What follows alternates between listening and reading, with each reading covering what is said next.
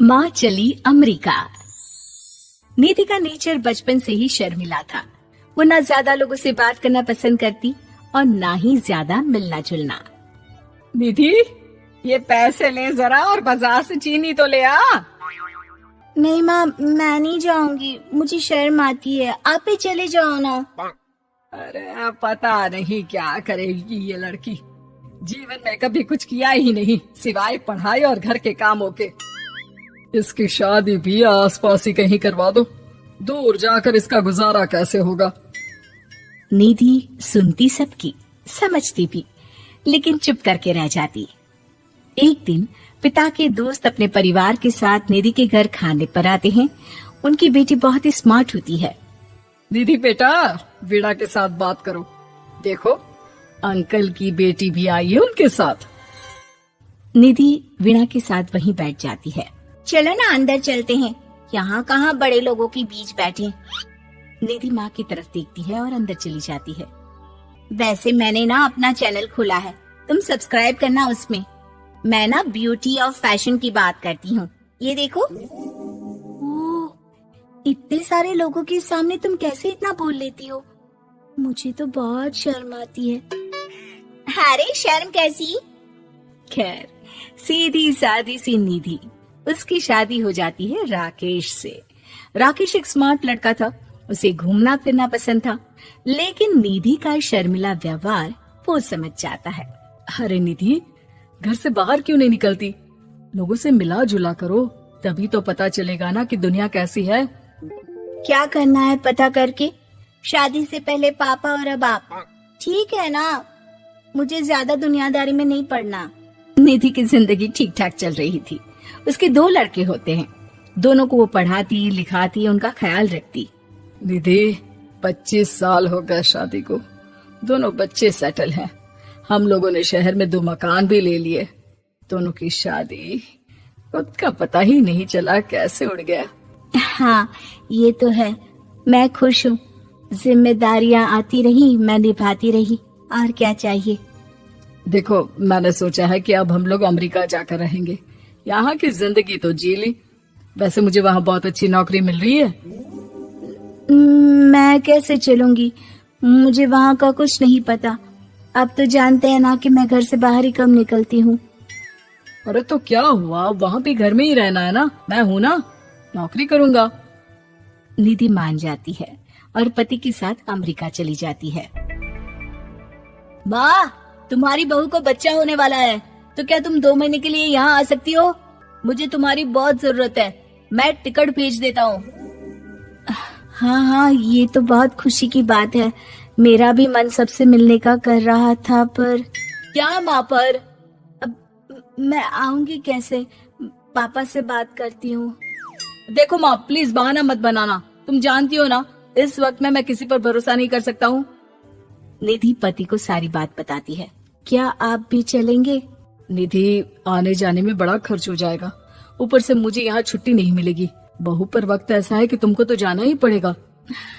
मैं अकेले दुकान तक तो नहीं जा पाती, इतनी दूर भारत कैसे जाऊंगी, मुझसे नहीं होगा। लेकिन सबके कहने पर निधि को जाना ही पड़ता है। एयरपोर्ट में घबराई निधि एक मुसाफिर से कहती है, मैं ना भारत जा रही हूँ, दिल्ली जाने वाली फ्लाइट। सब मिलकर निधि की मदद करते हैं और फाइनली निधि भारत पहुंच जाती है, जहां बेटा उन्हें घर ले आता है। वाह माँ जी, यहाँ तो मैं भोपाल तक नहीं जा पाती, आप अमेरिका से आ गई। भाई चालाकी तो औरतों में होनी ही चाहिए, यहाँ हम बुद्धू के बुद्धू रह गए। निधि इतनी दूर और लंबा सफर करके थक जाती है, वो चुपचाप बैठ जाती है।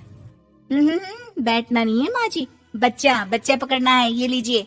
और हाँ, घर का काम तो मैं करूंगी नहीं, जानती है ना शरीर कच्चा सा है, तो मुन्ने को सुलाकर कुछ बना लीजिएगा।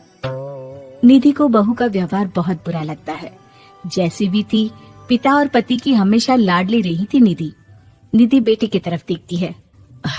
माँ, वो काम वाली कोई मिल नहीं रही है ना, मैं देखने की कोशिश तो कर रहा हूँ, जैसे ही मिल जाएगी वो संभाल लेगी सारा काम। अरे कैसी बात कर रहे हो, जब पहले मैंने कहा था कि अमेरिका से इनके टिकट में जो पैसा खर्च कर रहे हो उतने में नौकरानी रख लो, तो नहीं, मेरी बात पर विश्वास नहीं था।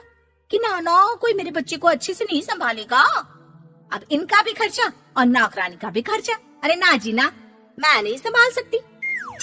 निधि जैसे तैसे 2 महीने रहकर वापस अमेरिका चली जाती है, लेकिन वहां जाते ही जैसे राकेश उसे देखता है उसके गले लग जाता है। ये क्या हालत बना रखी है निधि, कैसी लग रही हो? खाना नहीं खाती थी क्या? क्या हो गया? निधि पति से कुछ नहीं कहती, बस रोती ही चली जाती है। मैं नहीं चाहूंगी कभी भी भारत, आप मुझे हमेशा यहीं रखना अपने पास। राकेश बेटे को फोन करता है।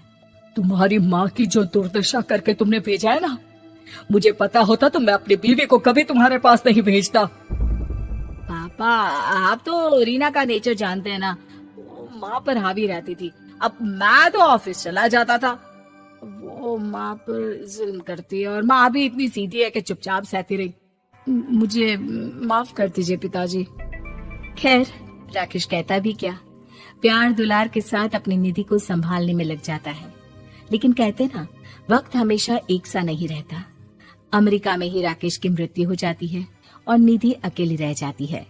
बड़ा बेटा कहता है, माँ भारत चलो ना, हम लोग साथ रहेंगे।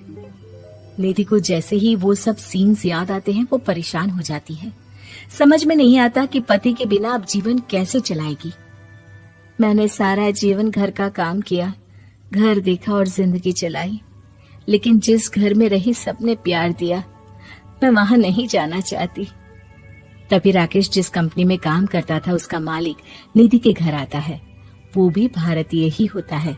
दीदी, राकेश ने आपके बारे में बताया था। जब से आप भारत से लौटी थी उसे आपकी बहुत चिंता रहती थी, इसलिए उसने मुझसे कहा था कि कभी अगर वो ना रहे तो मैं आपको ये पैसे दे दूं। और हाँ, हम लोगों की कंपनी में आपके लिए नौकरी भी है। निधि पति के पैसे देखकर मन में तसल्ली करती है और नौकरी के लिए हाँ कर देती है। अरे पागल है क्या माँ, कैसे नौकरी करोगी? ये अमेरिका है, दिल्ली नहीं। वहाँ तो तुम घर से निकल भी नहीं पाती थी, यहाँ कैसे? मेरे पति, मेरे पिता मुझे खुश देखना चाहते थे। वो लोग जब तक थे मुझे किसी चीज के लिए ना फोर्स किया, ना कभी कमी होने दी। पर अब मुझे जीवन जीने के लिए घर से निकलना ही होगा। बेटा, तुम तो अगली फ्लाइट से भारत लौट जाओ, मैं यहीं खुश हूँ।